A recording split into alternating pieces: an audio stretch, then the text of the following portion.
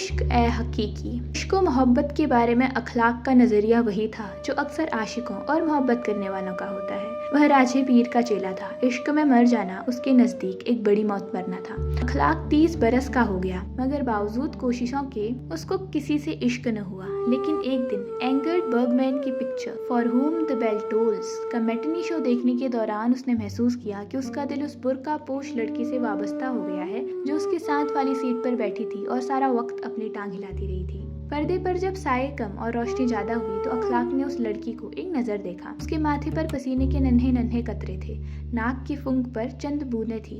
जब अखलाक ने उसकी तरफ देखा तो उसकी टांग हिलना बंद हो गई। एक अदा के साथ उसने अपनी स्याह बुरखे की जाली से अपना चेहरा ढांप लिया। यह हरकत कुछ ऐसी थी कि अखलाक को सहज ही हंसी आ गई। उस लड़की ने अपनी सहेली के कान में कुछ कहा, दोनों हौले हौले हंसी। इसके बाद उस लड़की ने नकाब अपने चेहरे से हटा ली, अखलाक की तरफ तिखी तिखी नजरों से देखा और टांग हिलाकर फिल्म देखने में मशगूल हो गई। अखलाक सिगरेट पी रहा था। एंगरी बर्गमैन उसकी महबूब एक्ट्रेस थी। For whom the bell tolls में उसके बाल कटे हुए थे। फिल्म के आगाज में जब अखलाक ने उसे देखा तो वो बहुत ही प्यारी मालूम हुई, लेकिन साथ वाली सीट पर बैठी हुई लड़की देखने के बाद यह एंगर्ड बर्गमैन को भूल गया। यूं तो करीब करीब सारी फिल्म उसकी निगाहों के सामने चली, मगर उसने बहुत ही कम देखी। सारा वक्त वह लड़की उसके दिलो दिमाग पर छाई रही। अखलाक सिगरेट पर सिगरेट पीता रहा। एक मर्तबा उसने राख छाड़ी तो उसकी सिगरेट उंगलियों से निकलकर उस लड़की की गोद में जा गिरी। लड़की फिल्म देखने में मशगूल थी, इसलिए उसको सिगरेट गिरने का कुछ पता न था। अखलाक बहुत घबराया। इसी घबराहट में उसने हाथ बढ़ाकर सिगरेट उसके बुर्के पर से उठाई और फर्श पर फेंक दी। लड़की हड़बड़ाकर उठ खड़ी हुई। अखलाक ने फौरन कहा, माफी चाहता हूँ, आप पर सिगरेट गिर गई थी। लड़की ने तीखी तीखी नजरों से अखलाक की तरफ देखा और बैठ गई। उसने अपनी सहेली से कानाफूसी में कुछ कहा। दोनों हौले हौले हंसी और फिल्म देखने में मशगूल हो गई। फिल्म के अंत पर जब कायदे आजम यानी कि मोहम्मद अली जिन्ना की तस्वीर प्रकट हुई तो अखलाक उठा। खुदा मालूम क्या हुआ कि इसका पांव उस लड़की के पांव के साथ टकराया। अखलाक एक बार फिर साक्षात क्षमा बन गई। माफी चाहता हूँ, जाने आज क्या हो गया है। दोनों सहेलियां हौले हौले हंसी। जब भीड़ के साथ बाहर निकली तो अखलाक उनके पीछे पीछे हो लिया। वह लड़की जिससे उसको पहली नजर का इश्क हुआ था मुड़ मुड़ कर देखती रही। अखलाक ने इसकी परवाह न की और उनके पीछे पीछे चलता रहा। उसने निश्चय कर लिया था कि वह उस लड़की का मकान देख के रहेगा।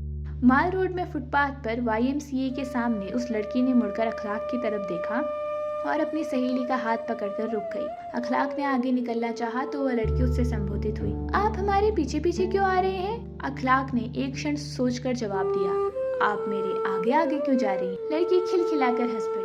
इसके बाद उसने अपनी सहेली से कुछ कहा, फिर दोनों चल पड़ी। बस स्टैंड के पास उस लड़की ने जब मुड़कर देखा तो अखलाक ने कहा, आप पीछे आ जाइए, मैं आगे बढ़ जाता हूँ। लड़की ने मुंह मोड़ लिया। अनारकली का मोड़ आया तो दोनों सहेलियां ठहर गई। अखलाक पास से गुजरने लगा तो उस लड़की ने उससे कहा, आप हमारे पीछे ना आइए, यह बहुत बुरी बात है। लहजे में बहुत संजीदगी थी। अखलाक ने बहुत बेहतर कहा और वापस चल दिया। उसने मुड़कर भी उनको न देखा, लेकिन दिल में उसको अफसोस था कि वह क्यों उसके पीछे न गया। इतनी देर के बाद उसको इतनी शिद्दत से महसूस हुआ कि उसको किसी से मोहब्बत हुई है, लेकिन उसने मौका हाथ से जाने दिया। अब खुदा मालूम फिर उस लड़की से मुलाकात हो या ना हो। जब YMCA के पास पहुंचा तो रुककर उसने अनारकली के मोड़ की तरफ देखा, मगर अब वहाँ क्या था? वह तो उसी वक्त अनारकली की तरफ चली गई थी। लड़की के नक्श बड़े पतले पतले थे, बारीक नाक, छोटी सी ठोड़ी, फूल की पत्तियों जैसे होंठ। जब पर्दे पर साये कम और रोशनी ज्यादा होती तो उसने उसके ऊपर के होंठ पर एक तिल देखा था जो बेहद प्यारा लगता था। अखलाक ने सोचा कि अगर यह तिल ना होता तो शायद वह लड़की अधूरी रहती। वहाँ उसका होना बहुत जरूरी था। छोटे छोटे कदम थे जिनमें कमार बंद था। चूंकि उसको मालूम था कि एक मर्द मेरे पीछे पीछे आ रहा है, इसलिए उसके इन छोटे छोटे कदमों में एक बड़ी प्यारी लड़खड़ाहट सी पैदा हो गई थी। उसका मुड़ मुड़ कर देखना तो गजब था। गर्दन को एक हल्का सा झटका देकर वह पीछे अखलाक की तरफ देखती और तेजी से मोड़ लेती। दूसरे रोज वह एंगर्ड बर्गमैन की फिल्म फिर देखने गया। शो शुरू हो चुका था। वॉल्ट डिज्नी का कार्टून चल रहा था कि अंदर हॉल में दाखिल हुआ। हाथ को हाथ सुझाई नहीं देता था। गेट कीपर की बीड़ी की अंधी रोशनी के सहारे उसने टटोल टटोल कर एक खाली सीट तलाश की और उस पर बैठ गया। डिज्नी का कार्टून बहुत व्यंग्य भरा था। इधर उधर कई तमाशाई हंस रहे थे। अचानक बहुत ही करीब से अखलाक को ऐसी हंसी सुनाई दी जिसको वह पहचानता था। मुड़कर उसने पीछे देखा तो वही लड़की बैठी थी। अखलाक का दिल धक धक करने लगा। लड़की के साथ एक नौजवान लड़का बैठा था। शक्लो सूरत के एतबार से वह उसका भाई लगता था। उसकी मौजूदगी में वह किस तरह बार बार मुड़कर देख सकता था? इंटरवल हो गया। अखलाक कोशिश के बावजूद फिल्म अच्छी तरह न देख सका। रोशनी हुई तो वह उठा। लड़की के चेहरे पर नकाब था, मगर उस महीन पर्दे के पीछे उसकी आंखें अखलाक को नजर आई, जिनमें मुस्कुराहट की चमक थी। लड़की के भाई ने सिगरेट निकालकर सुलगाई। अखलाक ने अपनी जेब में हाथ डाला और उससे संबोधित हुआ, जरा माचिस दीजिए। लड़की के भाई ने उसको माचिस दे दी। अखलाक ने अपनी सिगरेट सुलगाई और माचिस उसको वापस दे दी। शुक्रिया। लड़की की टांग हिल रही थी। अखलाक अपनी सीट पर बैठ गया। फिल्म का बकाया हिस्सा शुरू हुआ। एक दो मर्तबा उसने मुड़कर लड़की की तरफ देखा, इससे ज्यादा वह कुछ न कर सका। फिल्म खत्म हुई। लोग बाहर निकलने शुरू हुए। लड़की और उसका भाई साथ साथ थे। अखलाक उनसे हटकर पीछे पीछे चलने लगा। स्टैंडर्ड के पास भाई ने अपनी बहन से कुछ कहा। एक तांगे वाले को बुलाया। लड़की उसमें बैठ गई। लड़का स्टैंडर्ड में चला गया। लड़की ने नकाब में से अखलाक की तरफ देखा। उसका दिल धक धक करने लगा। तांगा चल पड़ा। स्टैंडर्ड के बाहर उसके 3-4 दोस्त खड़े थे। उनमें से एक की साइकिल उसने जल्दी जल्दी पकड़ी और तांगे के पीछे रवाना हो गया। यह पीछा करना बड़ा दिलचस्प रहा। जोर की हवा चल रही थी। लड़की के चेहरे पर से नकाब उठ जाता। शाह जॉर्जेट का पर्दा फड़फड़ाकर उसके सफेद चेहरे की झलकियां दिखाता था। कानों में सोने के बड़े बड़े झूमर थे। पतले पतले होठों पर शाही गहरी सुर्खी थी और ऊपरी होठ पर तिल, वह बहुत जरूरी थे। बड़ी जोर का झोंका आया तो अखलाक के सर पर से हेड उतर गया और सड़क पर दौड़ने लगा। एक ट्रक गुजर रहा था। उसके वजनी पहिए के नीचे आया और वहीं चित हो गया। लड़की हंसी। अखलाक मुस्कुरा दिया। गर्दन मोड़ कर हेड की लाश देखी, जो बहुत पीछे रह गई थी, और लड़की से मुखातिब होकर कहा, उसको तो शहादत का रुतबा मिल गया। लड़की ने मुंह दूसरी तरफ मोड़ लिया। अखलाक थोड़ी देर बाद उससे फिर मुखातिब हुआ। आपको ऐतराज है तो वापस चला जाता हूँ। लड़की ने उसकी तरफ देखा, मगर कोई जवाब नहीं दिया। अनारकली की एक गली में तांगा रुका और वह लड़की उतरकर अखलाक की तरफ बार बार देखती नकाब उठाकर एक मकान में दाखिल हो गई।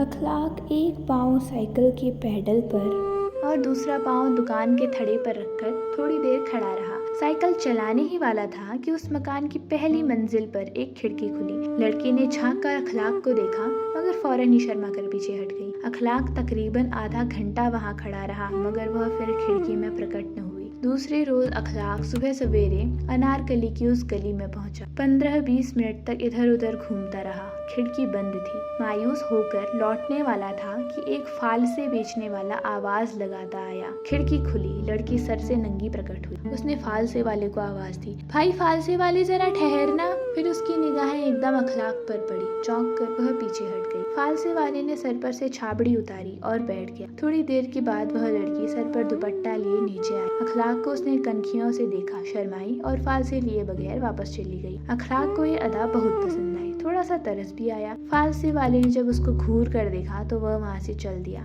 चलो आज इतना ही काफी है। चंद दिन में ही अखलाक और उस लड़की में इशारे शुरू हो गए। हर रोज सुबह 9 बजे वह अनारकली की उस गली में पहुंचता। खिड़की खुलती, वह सलाम करता, वह जवाब देती, मुस्कुराती। हाथों के इशारों से कुछ बातें होती। इसके बाद वह चली जाती।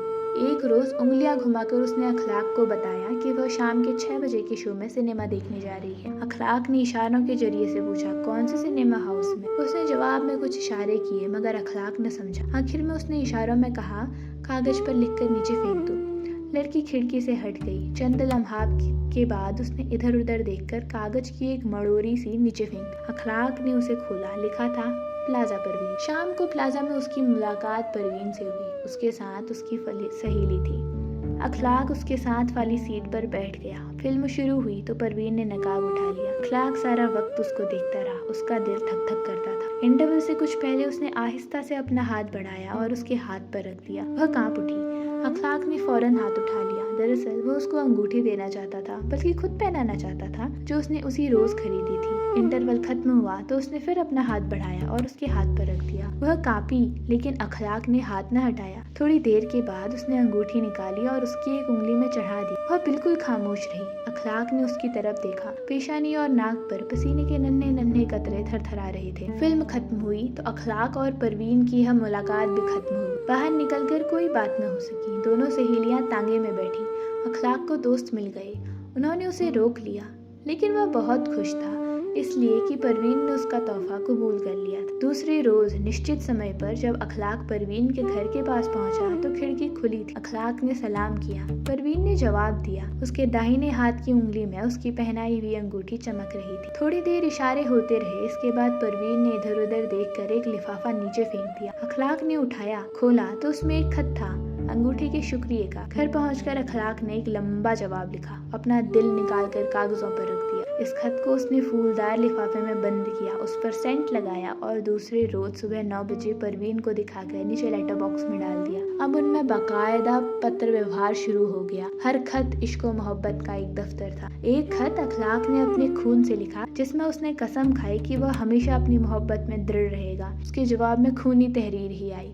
परवीन ने भी हलफ उठाया कि वह मर जाएगी, लेकिन अखलाक के सिवा किसी और को जीवन साथी नहीं बनाएगी। महीनों गुजर गए। इस दौरान में कभी कभी सिनेमा में दोनों की मुलाकात हो जाती थी। मिलकर बैठने का मौका उन्हें नहीं मिलता था। परवीन पर घर की तरफ से बहुत कड़ी पाबंदियां आमद थी। वह बाहर निकलती थी तो या तो अपने भाई के साथ या अपनी सहेली जहरा के साथ। इन दो के अलावा उसको और किसी के साथ बाहर जाने की इजाजत नहीं थी। अखलाक ने उसे कई मर्तबा लिखा कि जहरा के साथ वह कभी उसे बाहर दरी में या जहांगीर के मकबरे में मिले, पर वह न मिली। उसको डर था कि कोई देख लेगा। इस दौरान अखलाक के माता पिता ने उसकी शादी की बातचीत शुरू कर दी। अखलाक टालता रहा।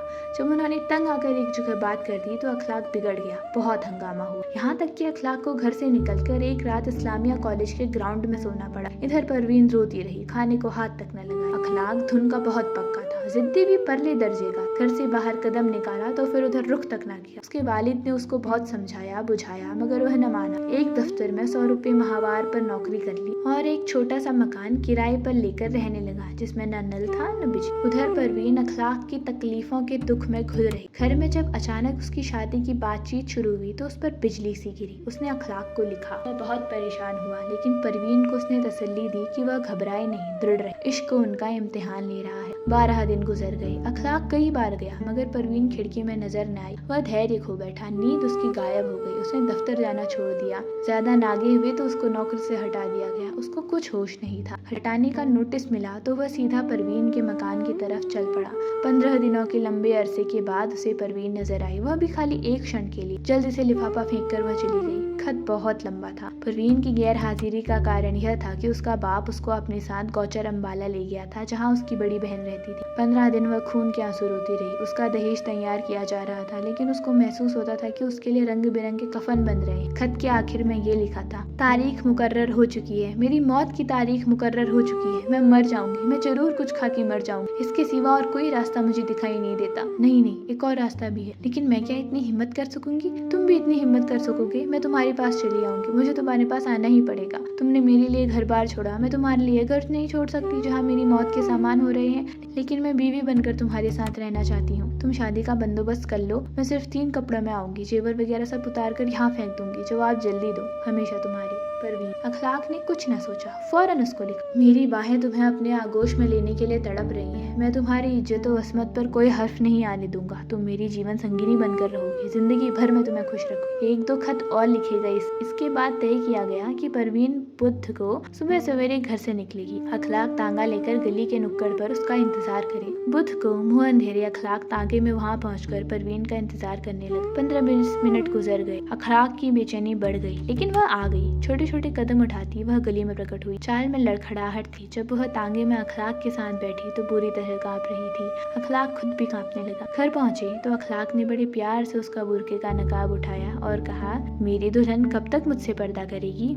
परवीन ने शर्मा कर आंखें झुका ली। उसका रंग जर्द था, जिस्म अभी तक कांप रहा था। अखलाक ने ऊपरी होंठ के तिल की तरफ देखा तो उसके होठों में एक बोसा तड़पने लगा। उसके चेहरे को अपने हाथों में थाम कर उसने तिल वाली जगह को छूआ। परवीन ने न की। उसके होंठ खुले, दांतों में गोश्त खोरा था। मसूड़े गहरे रंग के थे, गले हुए। सड़हात का एक भपका अखलाक की नाक में घुस गया। एक धक्का सा उसको लगा। एक और भपका परवीन के मुंह से निकला तो वह एकदम पीछे हट गया। परवीन ने हया भरी आवाज में कहा, शादी से पहले आपको ऐसी बातों का हक नहीं पहुंचता। यह कहते हुए उसके गले हुए मसूड़े नजर आए। अखलाक के होशो हवास गायब थे। दिमाग सुन्न हो गया। देर तक वे दोनों पास पास बैठे रहे। अखलाक को कोई बात नहीं सूझती थी। परवीन की आंखें झुकी हुई थी। जब उसने उंगली का नाखून काटने के लिए होंठ खोले तो फिर उन गले हुए मसूड़ों की नुमाइश हुई। बू का एक भपका निकला। अखलाक को मतली आने लगी। सोचा, जब कुछ समझ न आया तो लायलपुर रवाना हो गया, जहाँ उसका एक दोस्त रहता था। अखलाक ने एक वाकया सुनाया तो उसने बहुत भर्त्सना की और उसने कहा, फौरन वापस जाओ, कहीं बेचारी खुदकुशी ना कर ले। अखलाक रात को वापस लाहौर आया। घर में दाखिल हुआ तो परवीन मौजूद नहीं थी। पलंग पर तकिया पड़ा था, उस पर दो गोल गोल निशान थे, गीले। इसके बाद अखलाक को परवीन कहीं नजर नहीं आई। तो ये थी अखलाक और परवीन की कहानी। अपनी राय हमें ज़रूर बताइएगा। धन्यवाद।